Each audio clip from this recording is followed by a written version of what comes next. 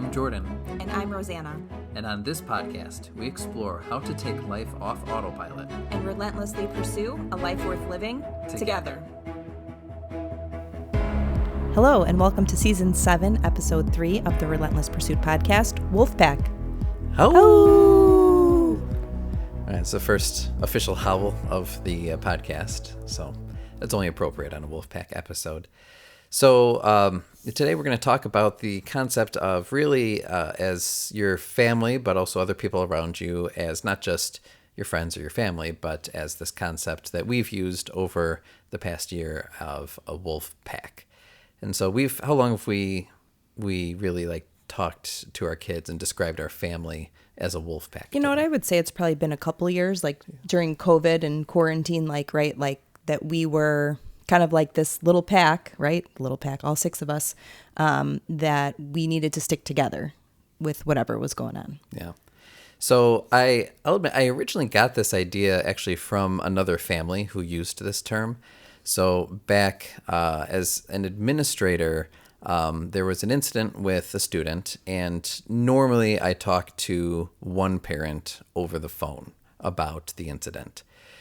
In this particular instance, the mom and the dad and the other two siblings showed up at the school, and I sat down at the table with all of them to talk about this incident.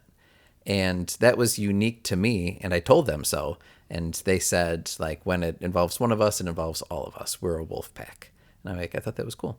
And the conversation went great, and But ever since then, that kind of stuck with me because it was, for me, a unique experience. And so what that made me think of, I guess I also get my inspiration from The Hangover, the movie The Hangover. Which I just saw for the first time about 2 months ago. Yeah. Classic, Las Vegas podcast. Comedy. Yeah. So you should check out The Hangover, by the way. But you have one of the characters give a speech. So, the context for this is that there's four guys about to do a bachelor party weekend in Las Vegas. And so before all the shenanigans ensue, there's this one guy. So he says this, I'll read this briefly because it's kind of funny. He says, "You guys might not know this, but I consider myself a bit of a loner. I tend to think of myself as a one-man wolf pack," which is funny.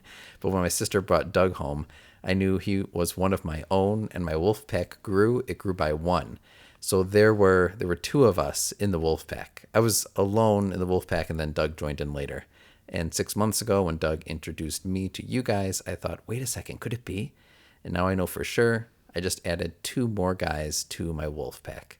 4 of us wolves running around the desert together in Las Vegas, looking for strippers and cocaine. So tonight, I make a toast." So just Google, you got to get the full Zach Galifianakis experience. So just Google The Hangover Wolfpack speech and you'll see that. But this also connected with me with, I think, something that we've actually quoted to the kids.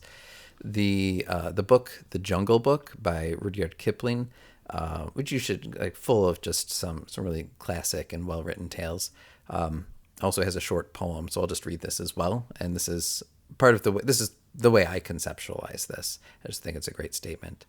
So there's a poem kind of in the middle called The Law of the Jungle. And it goes like this. It says, "Now this is the law of the jungle, as old and as true as the sky. And the wolf that shall keep it may prosper, but the wolf that shall break it must die. As the creeper that girdles the tree trunk, the law runneth forward and back. For the strength of the pack is the wolf, and the strength of the wolf is the pack."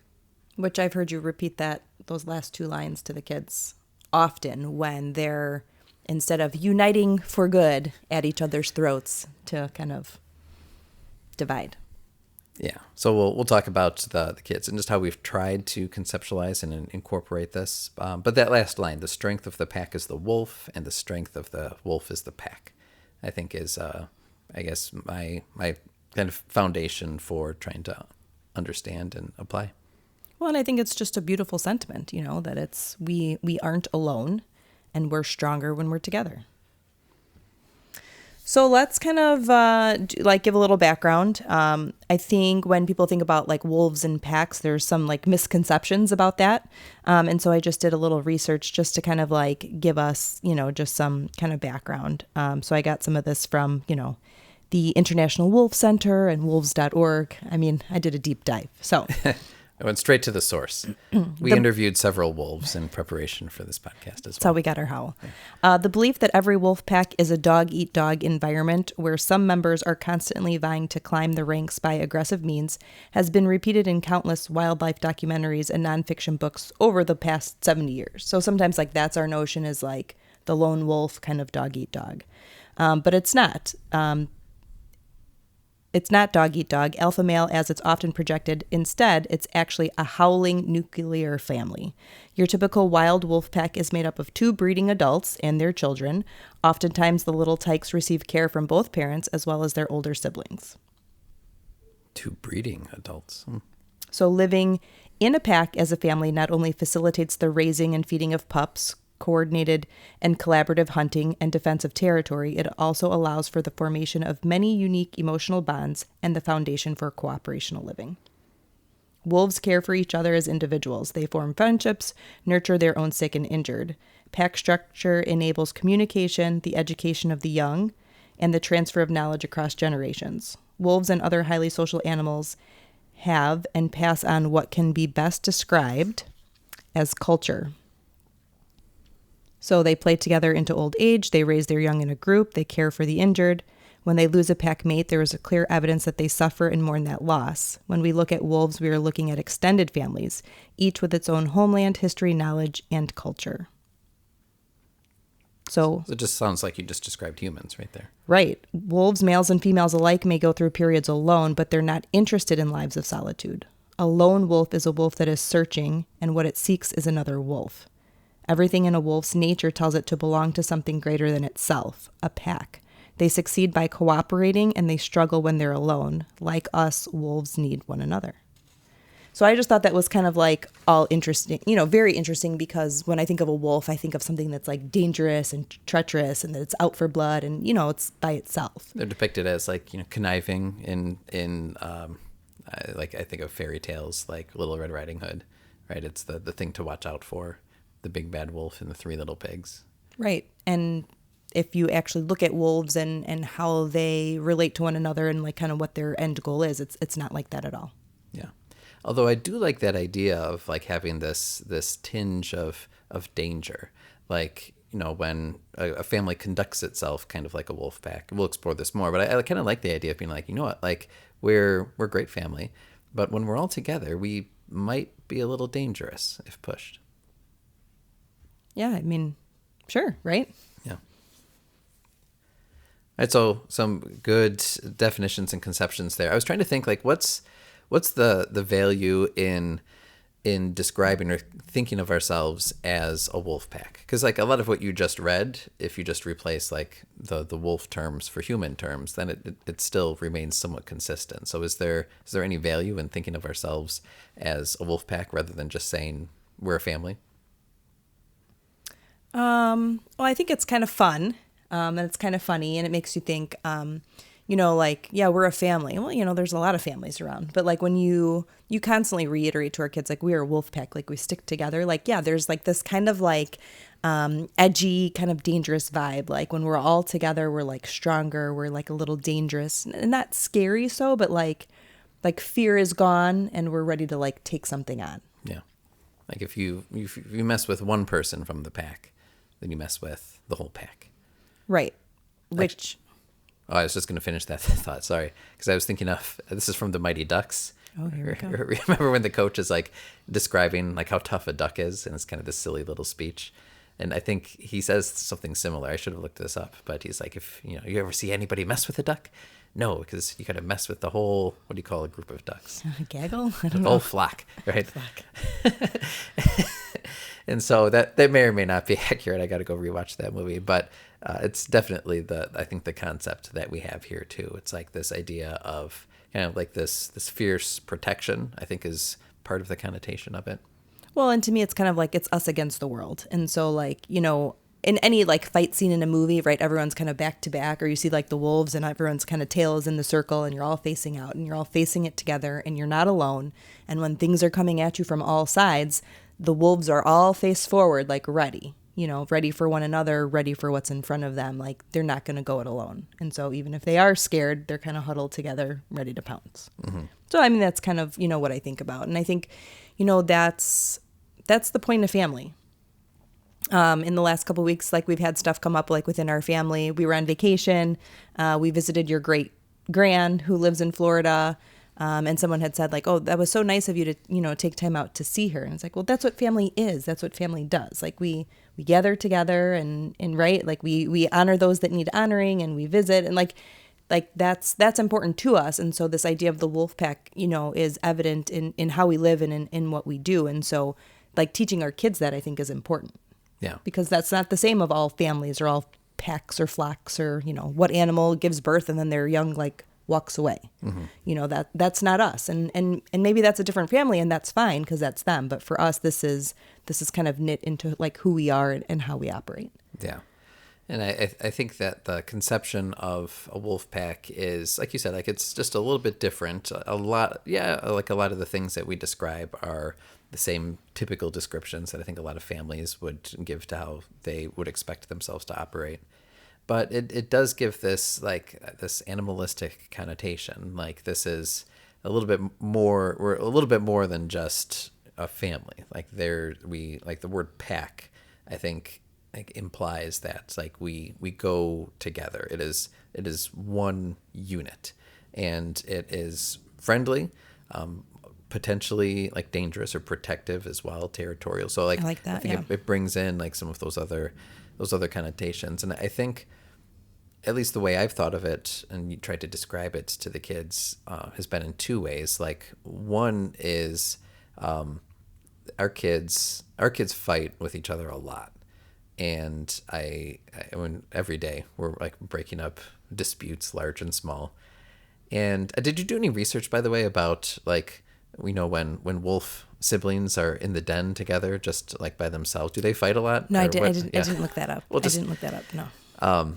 So I think that's the first conception is like just being like, hey, like we go together. So sure, like there's always going to be disputes between siblings in the household, but when like once you're outside of the house, I think that's a different and important conception as well. Like I think that like these like the petty grievances that you have with one another inside of the house can no longer be that cannot be the face of the family outside of the house, right? We don't want our kids at the park like still complaining about one another or at another family member's house or just at school and operating the same way. Let me stop you there. I think that's wrong. I don't think it's like, oh yeah, you can bicker at home and then when you go out, like, like it's a show for other people and you're on the same team. I even say like when they're at home and they're bickering and arguing or like, someone's trying to make someone else feel less important or less special or to cut them down. Like I remind them like, do you ever hear Dad and I do that to each other? And their response is, well, no. I said, right, because we love each other. And even if we disagree or we don't think that the other person has done something right, like we don't try and belittle them. We don't try and cut them down. We don't try and, make them feel unloved because, right, like at the end of the day, if we argue, the love is still there. And so I think it starts in the home where it's like, yeah, we're going to fight about, sharing toys and who gets to watch what and all of that. I think that's a normal part of growing up. But like as the leaders of the pack, like we kind of have to like talk them through those things because then that does transfer to, out at the playground and an outsider is making fun of one of our kids and one of our other wolves comes in and steps up and say, hey, back off. That's my sister. Yeah. Well, I think that's the obvious like out of the house application. And yes, like we do talk to them pretty frequently about here's how to like be respectful to each other and settle a dispute. Or a lot of the time we're also like, I don't want to hear about it. Go resolve this. Like take care of this. This shouldn't be an issue, right? They bring everything to us for arbitration. So yeah, I mean that is part of it is like telling them, like coaching them through how to not fight with one another so much. But it's because we're a part of this pack. Like we're stronger together. Like at the end of the day, like take everything else away. All we have is each other. And so like, how do you start building that in at a very like at home level to kind of extend further out. Yeah. Like when someone needs something, who are you going to call? You're going to call each other. That's, that's your first line of defense. That's your first point of contact. It's us. It's the six of us. Yeah. And then, then I think that transfers to like the out of the house, like kind of protection as well, where, I remember, like, I talked to the kids about, like, they're always having conversations on the bus and worried about, like, who's going to make fun of them or belittle them or exclude them. And now that we have at least two kids attending the same school for a number of years, like, you're going to see each other without, like, mom and dad aren't going to be there, but you two are there and you're still part of the pack. So, like, check in with your sibling. When you see them, you should be happy to see them. When I remember, like, Juliet had said, this is probably a year ago or so, like, she was talking about some of her little kindergarten friends were saying something about Leo, and she's like, Dad, and I told them to stop. Is that Wolfpack? And I'm like, yeah, we gave each other like a little fist bump. And I think that's still probably more the exception. Like, they're still so little, and so, like, I don't think they understand the concept yet, but we still, like, reinforce it. And then when these real world examples come up, like, I think we're good at tying this back in. Well, yeah. And I mean, we've seen siblings who don't get along, or, siblings in other families that belittle each other. And our kids are like, I don't understand, like, why he's, like, so mean to him. I said, well, he's more interested in being the star or being himself than taking care of the pack, And so I think, that there are parallels there. There are things that they can draw and there are things that they can understand. But, ultimately, like, how do you teach your kids how to respect their family or how to view their family as something more than just my sister who gets on my nerves or my brother who eats all the potato chips or, like, whatever, that it's like we are one unit and it's something special and it's something to kind of protect and they're going to catch some of it. They're not going to catch all of it. But I think, obviously by leading by example and pointing those things out, like, we get stronger as a family. Yeah.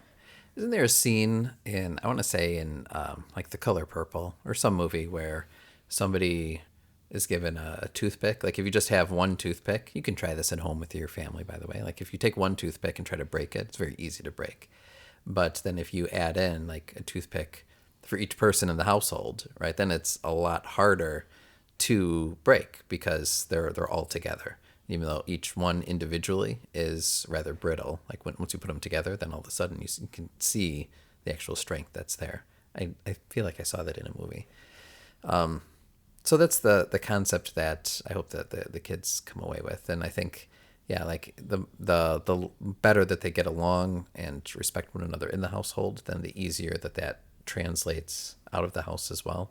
Yeah. Well, and I think sometimes our kids maybe struggle with that is because they're so competitive. Like, everybody here, like, wants to outdo the next one or show that they're smarter, stronger, faster, braver, whatever it is.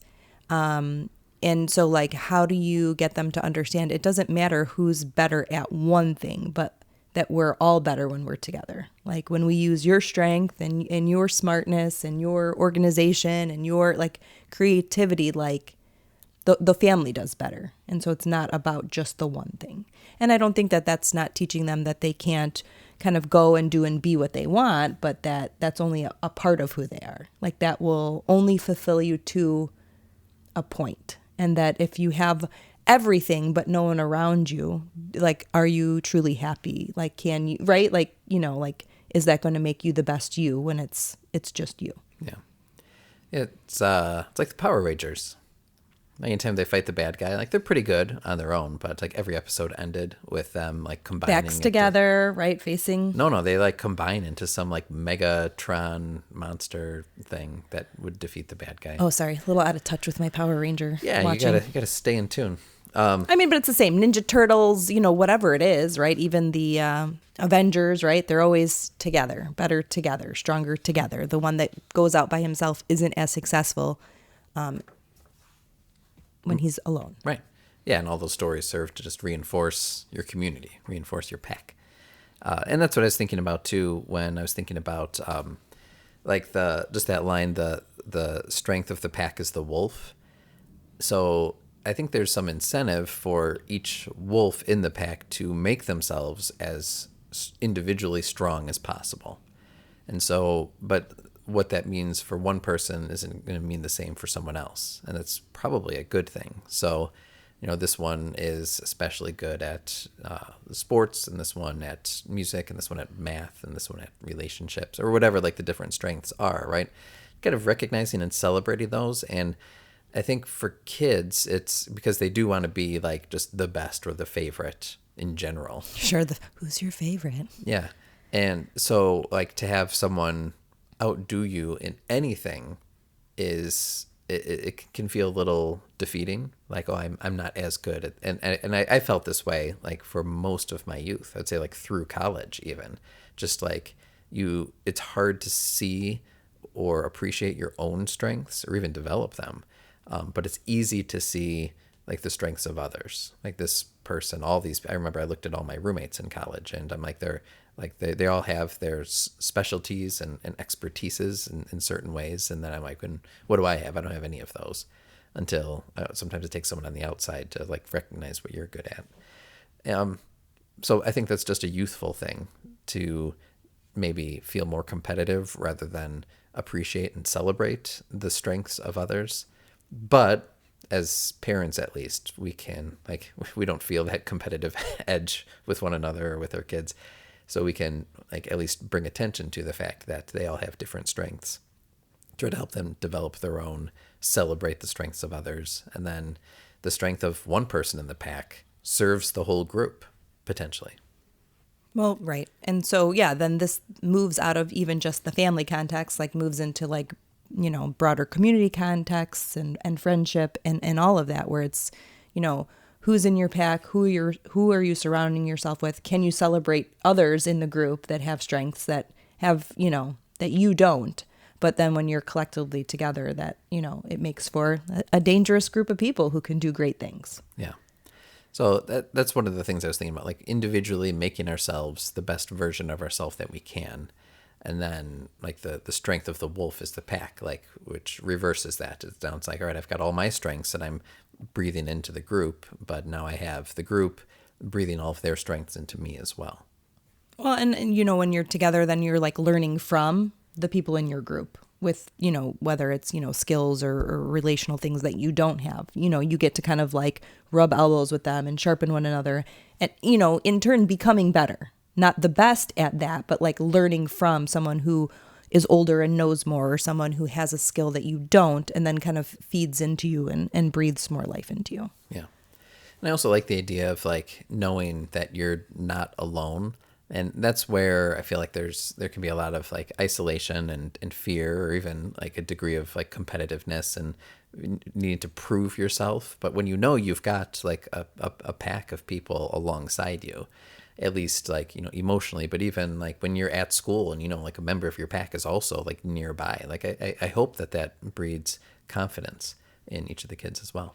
Well, and I think it does, because we were having this conversation. Our oldest is in 7th grade. So he's at middle school. He was at middle school this year without a sibling there. He'll be there next year without a sibling there. And so the kids were like, oh, well, how many years until like, Leo goes to middle school, and, that Jack will be there while Leo will be there. And there's some comfort for Leo knowing going into like a new school with like bigger kids, more kids that he doesn't know from other schools, kind of feeding in, that he has someone that's there. And so like, even when you do feel afraid, you feel less afraid when one of your pack members is there. And then Juliet's like, well, then when Leo leaves, then I'll be at Dujardin by myself. And, kind of like that apprehension, like I don't have one of my people there. And then you mentioning, well, by then Roman will be in kindergarten. And so like, he'll be there. And so, she kind of felt better, like, okay, it's one of my people are there. Like I feel more comfortable. It's kind of like that sense of safety and security that's kind of built into like that human experience, that you're not going it alone, that you don't have to go in. And then Jack's like, well, that's not fair. I'm the lone wolf. I got to go by myself and I'm just fine. So it's just. That's the job of the oldest, is to forge the path sometimes. Right. Yeah. What else? What other considerations?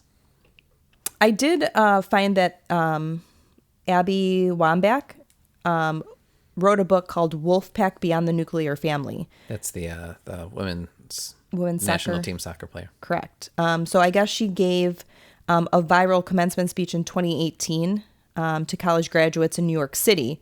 How is it viral? Isn't it viral if everyone's seen it? I haven't seen this. So I mean, it's viral to those who saw it, and just because I mean, you were busy watching The Hangover and Mighty Ducks, apparently. Yeah. But she was kind of doing this empowering rally cry for women to unleash their individual power while uniting with their pack and emerging victorious together. So she says, we are the wolves fighting for a better tomorrow for ourselves, our pack, and all the future wolves who come after us. So that it's not just about you and your pack. It's like what you do and what you forge with like the women around you then impacts and changes the women who come after you. Mm-hmm. So really you can say that within any context or community, whether it's women or a minority, or like you're trying to change the scene, that like, yeah, you can forge and be amazing and a leader, but ultimately you kind of need a pack. And together with that pack, you can help kind of change and do some great things. That it's not always about going it alone. Yeah. So that's that's almost like the opposite. Like it's a very broad interpretation of pack as well. If you're thinking about like all women across the nation, right? Well, it doesn't have to be all women across the nation. I'm not critiquing it. I'm just saying like right, there's a spectrum to how precise it can be applied. Well, right, and all families are different and look different, and so what we mean by family might not be the same for someone else. So it just opens up their context and who they're associating with and what that looks like. So yeah, it doesn't have to be your nuclear family. We often talked about our nuclear family because that's kind of what one of our core values and something that we feed into. But that's the same in a work environment. Okay, so I have another question. I feel like this is a good concept. Like we're good at like finding those teachable moments or talking about it or bringing it up. But how do we keep from just paying lip service to it? Like what does a wolf pack look like in operation? Like I'm picturing that family that like when one of their kids got in trouble at school, like they all show up. Like they're all there to hear about it, to ask questions, to kind of interrogate the circumstance and respond as a unit. So should certainly, not that any of our kids will ever get in trouble. Never. But if they do, then I would like to all show up together and be like, all right, give us the scoop. We're all in this. Well, and maybe it's that, it looks different for every family. And so, that kid is in trouble. And so that's how they show up as a united wolf pack. But like, I think of ways that we have done and do that now where it's, whether it's like someone in our community or in our family, like we all show up together. We often don't go somewhere where it's just like one of us or the other one or one with one kid. Like we usually travel in a pack and we show up together. And I can think of countless ways where, something has happened within our family or extended family and we show up. For Italians, there's like three big things that can happen in your life. You get married, you have a baby, you die.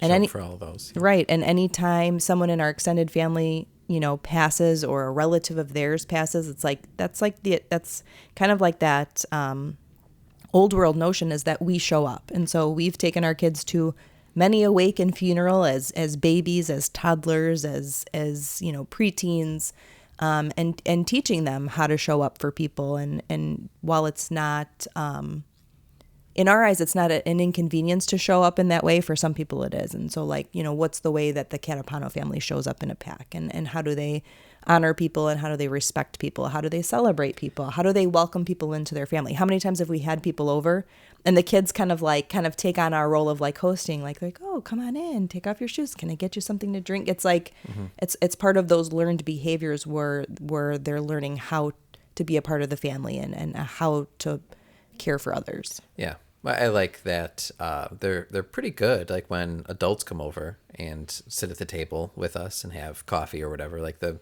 kids typically sit around and are part of the conversation too. Or even like when we were visiting my grandma last week, they sat around and like we all were able to sit down together and have a conversation together. And sure, kids are going to contribute to the conversation like kids will. But they're not like complaining or dancing around like they want to go play or do something else. So I do think that's nice. I think about their sporting events where certainly not every time, but most of the time when one of them has a sporting event, then we all go and watch that. So like that, just that mutual support that's there And sure, like they're bored and they run off to the park when they can, but it's like, all right, well, so and so has a game, so that means we all have a game. We're all going. Right. And I think so. And I think, sometimes it is. It's when it's 105. It's very much easier to like not take all the kids because it's like too hot or it's too cold or it's too raining and it's, the field is muddy. And so we make those exceptions. But over the course of the last, 5-6 years, like, right, that's kind of how we operate, where it's like one of us has a game, we all have a game. And so unless, like I'm working or something like that, like we're all showing up for each other. And so is it inconvenient? Sometimes it is, right? Is it uncomfortable for our kids? Sometimes it is, right? Like even if, going to see your grandma and sitting with her for 2 hours, like lady's 95, like she, she's not super entertaining, but like putting our kids in the scenarios in which they learn to behave as a part of like the family and as a part of the pack and what those expectations are. It's never going to be perfect. And it's going to take a lot of time to perfect. But then like, you look at Jack now, like when we do have people over, he wants to sit at the table with the adults and be a part of the conversation. And right, it's something he's learned how to do. It's a skill. And so it's like when we expose our kids to those things repeatedly over time, right? It's not how they did when they were 3 the first time they did it. It's now they're 12 or 14. How do they react in those same situations? And they act like one of the pack. Yeah. But I also think about when they're grown up as well. This is really, I think, where a lot of the child rearing or family questions, like I think, have to have this endpoint of what does the family look like when the kids are grown. And I think this is one of the elements too, where it's really important that we maintain that packfulness when we're older. Like if the kids need, if, someone is in a jam and they need money or a place to stay, like can they speak openly about those things and rely on the group to help to sustain them? So I'd say, like, especially during whatever adult rough patch may be going on, like, can you turn to your pack and you realize you're not alone, but you've got the support of five other people. Yeah. Well, and even that you don't have to be afraid to ask the pack, and I think maybe that's even the bigger question is like, how many times as an adult or, whatever it is, a teen or, whatever the situation is, are you afraid to like tell your group what's going on and like let them like embrace you or help you or fight for you, like sometimes we get embarrassed because we think we have to like have all the answers or do everything by ourselves. But knowing that you can come back to the pack and be like, I don't have this, I've messed this up, I need some help is maybe like the biggest way to see if our kids have, I don't know. If they kind of have embraced that or understand that. Right. Knowing that you're always accepted back in your pack. Yeah. Yeah, because you don't see a wolf being like, oh, I tried to, like take down this wildebeest by itself and it was struggling. And it's like, well, I probably shouldn't tell the pack. It's a little embarrassing. And I guess I didn't really want the wildebeest anyway. And right. But did you call to them? Did they come? Did they help you? Yeah. There's a lot there. How do we, I think one of the questions that I have is like, how do we keep our kids from being selfish and self-centered? So, like in that same regard, like I always want to support our kids and I, tell them, you can be anything you want to be. You can do anything you want to do. You can. Doesn't mean that you will, but you can, right? But like, is that more important than, telling them that, family is important and you can do those things, but, you also need to be there for everybody else. Yeah. Well, I think that's part of the purpose is to be, it's okay to be self-centered, like to develop yourself and pursue your interests and passions. Right. You don't have to hold, you don't need to hold yourself back on account of the pack. Right. You don't need to explain yourself. So this is who I am. It's what I want to do. I think of the self-centeredness more like when there's a limited resource, like a TV, right? We could easily resolve it by just giving everybody their own screen. But then I think, not that I'll talk about screens too much in this episode, but that has a way of dividing everybody. In the American household, it's pretty typical that when people are home together, they're in different rooms on different screens. And I don't think that's conducive to family or to Wolfpack. But so anyway, when there's a limited resource, like one screen, and they don't all want to watch the same thing, they never want to watch the same thing, like, I think it's self-centered. Like, one person can kind of take advantage of the group. Like, I'm going to turn on what I want to, and I'm going to watch for as long as I can until someone complains. Mom or dad make me, or there's a fight, right? And I think that's a little bit more typical of what we see. Or like we said, like sometimes any argument, then they bring to us for arbitration. And it's like, well, what, like where do we get to the point where you kind of lead with respect and you lead with partnership in those circumstances, rather than you lead with, I'm going to try to exploit this or exploit the group as much as I can. Yeah. Because you certainly don't want an adult who's constantly, in need and everyone is trying to pitch in. Like there's a limit to that, to being supportive of a group member and then that person just taking advantage of them. It's true. As we have these like final takeaways, I think for us, we'll just continue to obviously bring this up with the kids, keep this as an ongoing metaphor for how we choose to operate. And I really think it just comes down to like reinforcing that and then applying it at those teachable moments. And I'm sure we'll get better, especially as they get older and there's more opportunities to expand the way this concept looks for our family. Yeah. I mean, it's, the same way when they're on a sporting team. And I think, that's obviously like an easy parallel for them. It's like, that's your team, that's your group, right? Like you're cheering on the members of your group. It's not just about how well you do, but how well they do and how well you collectively do. And so, thinking of our family as a team, as a wolf pack, as a tribe, as a clan, like, right? We often say Catapano crew, like, it's us and we're in it together and we're better together. And so like kind of just having that mentality in how we live and in how we parent and in how we do family together. So we hope you listeners have enjoyed and maybe contemplating this, your family in this particular way. Maybe you have other metaphors or analogies that serve you well, and we'd love to hear about those. But if you appreciate that concept of family as a wolf pack, then go ahead and give us a shout out. And if you know of anyone who might benefit from hearing this conversation, go ahead and share this with them. Yeah. Don't forget to go to iTunes, leave a 5-star rating and a review. And obviously you can share this episode right on social media with the links. That's right. So we enjoyed speaking about this today, and we will look forward to bringing you another new episode next week. See you guys later. Bye-bye. Bye. Thanks so much for listening to today's show. We hope you will use this conversation as a starting point for your own. We hope you're encouraged to think and act more intentionally. If you want to learn more, you can visit our website, therelentlesspursuitpodcast.com, where you can find notes on today's show, plus additional blog posts, and you can subscribe to our free members list. Please subscribe, leave a review, and share with your friends. Facebook and Instagram are 2 great places to connect with us for daily doses of our quotable quotes, behind the scenes, and real-time photos, videos, and challenges. Until next time, let us know how you are taking life off autopilot and relentlessly pursuing what matters.